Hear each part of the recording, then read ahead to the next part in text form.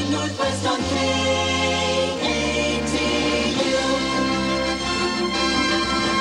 Channel 2 News at 6:30 with Paul Lindman and Melissa Mills. David Apple's weather. Steve Areno with sports. And the entire Channel 2 News team.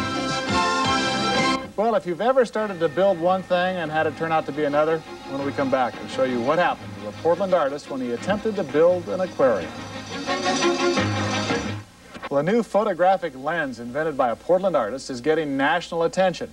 But Pat Wilkins reports in his Northwest Journal the device is virtually unknown here in the inventor's hometown. A funny thing happened to David Sterner of Portland on his way to making an aquarium. Gluing together two halves of a plexiglass skylight, he came up with a unique shape. Direct opposite reverse, David called it, and then hit on the idea of using the water-filled container as a photographic lens and sought a patent. And they responded by saying, no, the shape has never been done before, but the criteria for getting a patent is, number one, it has to be new, never done before. Number two, has to serve some unique, useful purpose. So that's why I started using it as a photographic lens.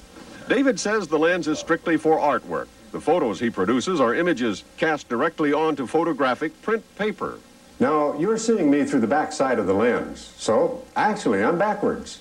Now, this is my left ear, but you're seeing it as my right ear, right? And this is my right ear, but you're seeing it as my left ear, right?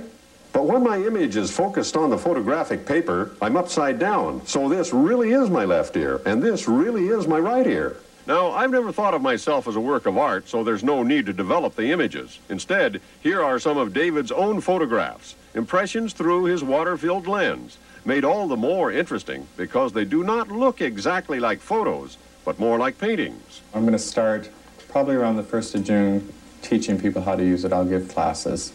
I'm not sure at this point whether I'll sell lenses to the graduating people or whether I'll keep just one lens and let people use it. David gets pretty expansive in making claims for his lens. He calls it the first new basic shape in 4,000 years and should have a place with the cube and sphere and pyramid. But for its use, this direct opposite reverse shape is reduced to the acronym DOR lens. For the past 2 years, David has been invited to the Inventors Expo in Washington, D.C. Artists, scientists, and kids have all gotten a kick out of the device while on display there. And David has been invited back next year.